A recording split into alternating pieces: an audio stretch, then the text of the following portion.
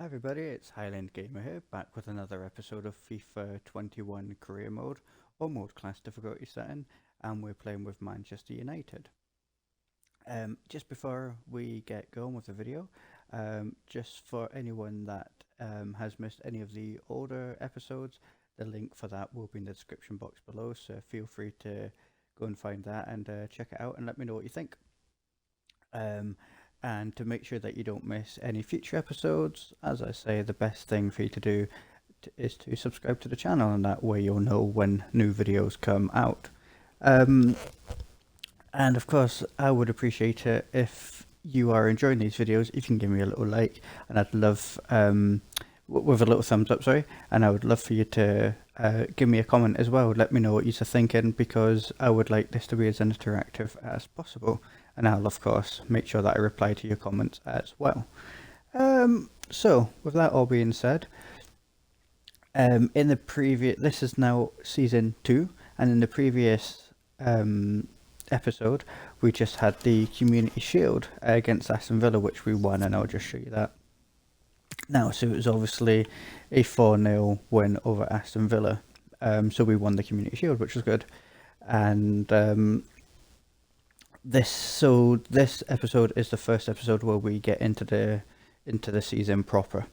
So we've got 2 league games, and we've got it's 3 league games that we've got to start us off.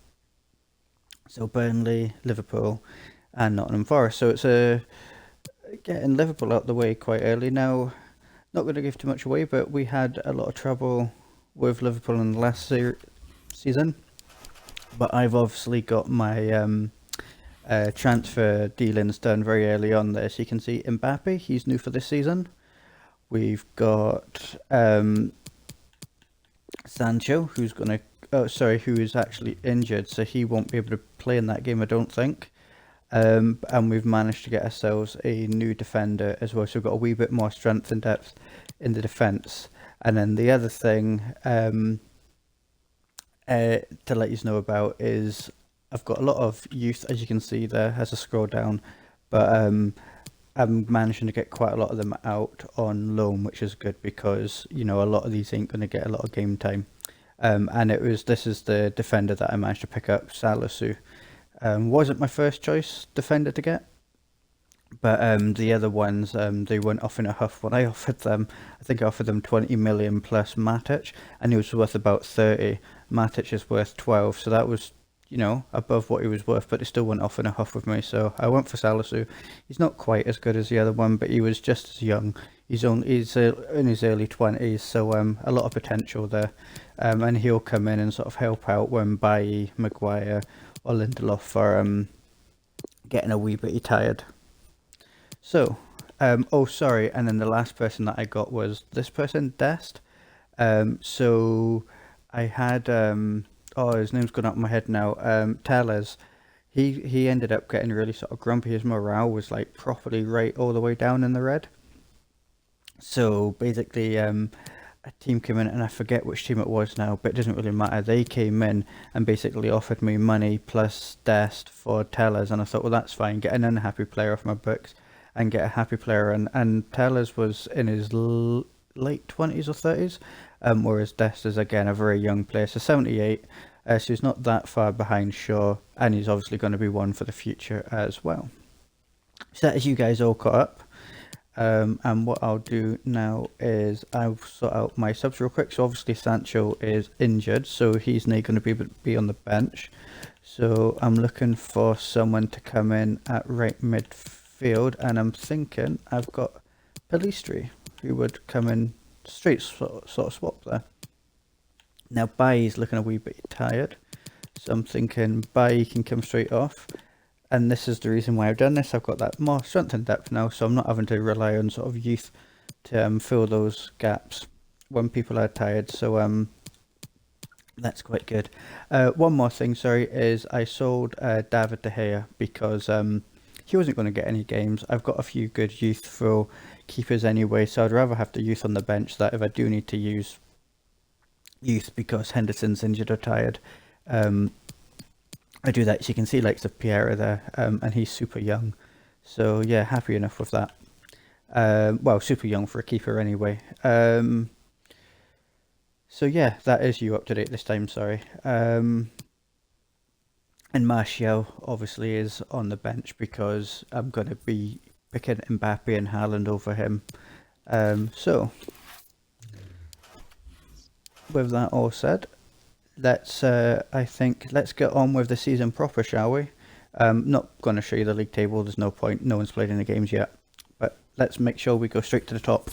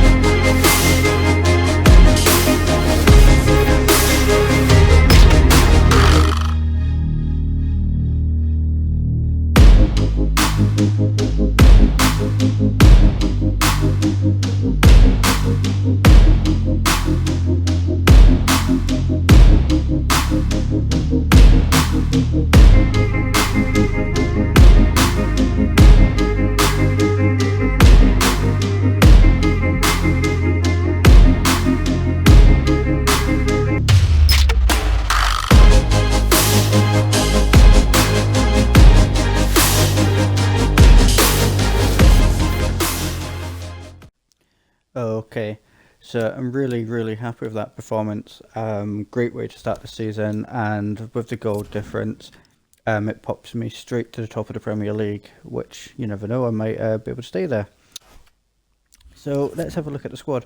So sometimes, if you watch my last season, sometimes when it got to the bigger games, I actually prefer to play a 4-5-1.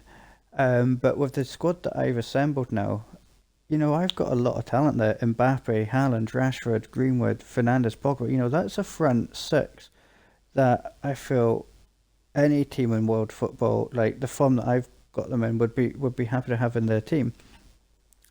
So why should I play a more conservative one? I'm not saying I'm going to win this. Liverpool gave me a lot of problems last season, and I didn't actually beat them.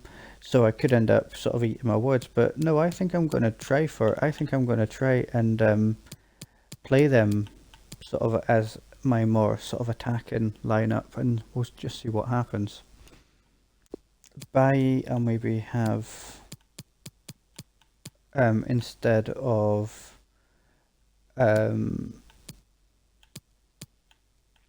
Salisu and McTominay. Could I have him on instead of someone? Let's have McTominay in. No, I won't. So yeah, we'll keep it like that just now, and we'll see what happens.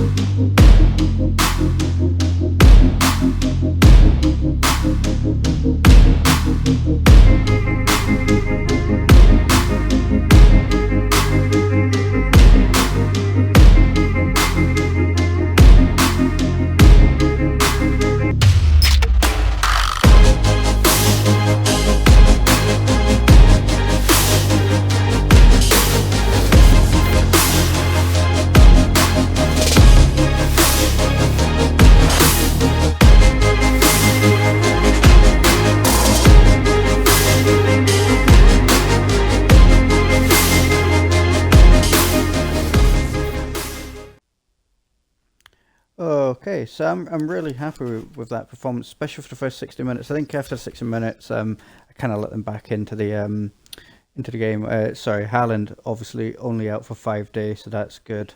Won't be without him for long, maybe not at all. But yeah, I kind of let them back into the game, unfortunately, after 60 minutes or so, which is a shame. But I think for that first 60 minutes, I think I controlled it. I don't remember them having any big chances up to that first 60 minutes. So that's really good. And winning that is obviously, I'm now joint top, and there's only 3 of us on 6 points, and my goal difference is better by 2. That's good, but I've obviously, don't know about Leicester or Spurs, but I've obviously already played Liverpool, who are one of the harder teams to play against. So that gives me a slight advantage as well. And going down to the bottom of the table, let's see. Oh, didums, Liverpool down in 16th. And they've actually played the right amount of games as well. Because obviously they've lost against me and they drew the first game. But, you know, it's Liverpool. They're not going to be down there for long. They will get up. Big shock as well is Wolves being down there in 20th with -5 goal difference. They were up and well in the top half of the table last year, so we'll see if they get better. Arsenal down in 11th, Chelsea 8th, Man City 6th, and then gets a wee bit more normal. Obviously it's still like pretty pointless to be looking at the table, but it gives you an idea. And at the end of the day, if I'm on 6 points, it's not bad that the likes of Liverpool and Man City are already starting to drop a couple of points. So I just want to have a quick look at the calendar just so you guys can see.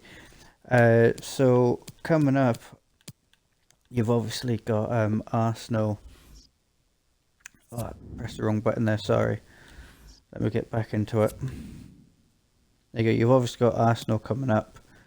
And then you've got the likes of Leeds and then Wolves, and I think Wolves will bounce back, so they're in a false position just now. So that'll be those 3 games will be in the next episode. So if you don't want to miss them, just mind and press that subscribe button, and you'll be reminded. Okay, so we're up to game day. Haaland's back from injury, so that's fine. I'm going to swap Lindelof and Bailly around, and Lindelof's not even going to be on the bench because he's looking a bit tired, and there's no point in having a tired player on there when I have Salou who can come in now, or Salisu I should say. But apart from that, I'm not going to change anything around on that team because it's performing so well, so what's the point? So this is the type of game that we really should be winning. Have a quick look, see where Nottingham Forest are in the league. They are, there you go, they're down in 17th. So yeah, I really should be winning this game, and quite comfortably as well, I think. So let's get straight into it and see what happens.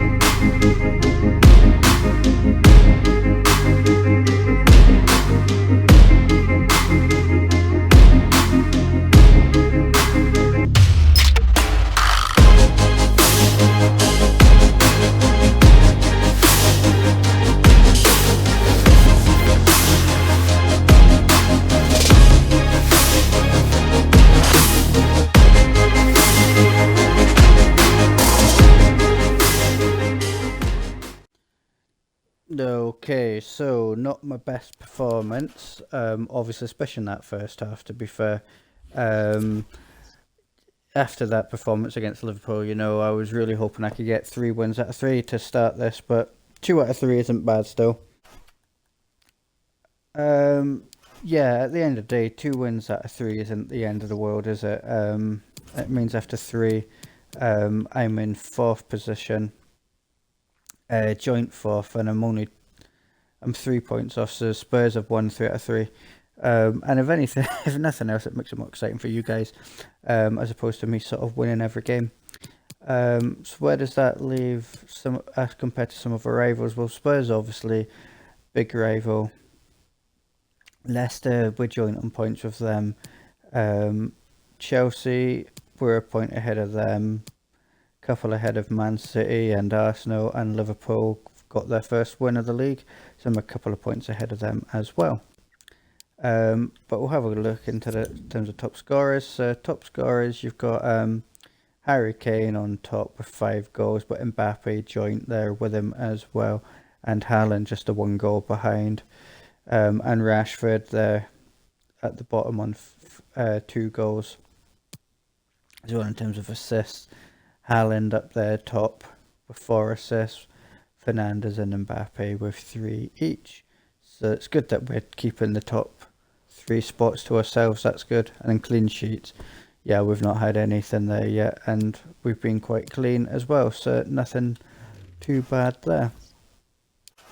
So again, guys, just so you can quickly see what to expect next time, you've got Arsenal next, so we can hopefully bounce back against them. Followed by Leeds and then Wolves. So that's what to expect next. So again, if you want to make sure you don't miss that game, especially the one against Arsenal, so if we can bounce back, you need to go ahead and subscribe to the channel so you get that notification when the video does come out. And again, if you've enjoyed this video, I'd really appreciate it if you could give me a like, and let me know your thoughts as well by giving me a little comment. But for now, guys, whoever you are and wherever you are, happy gaming and have a good day.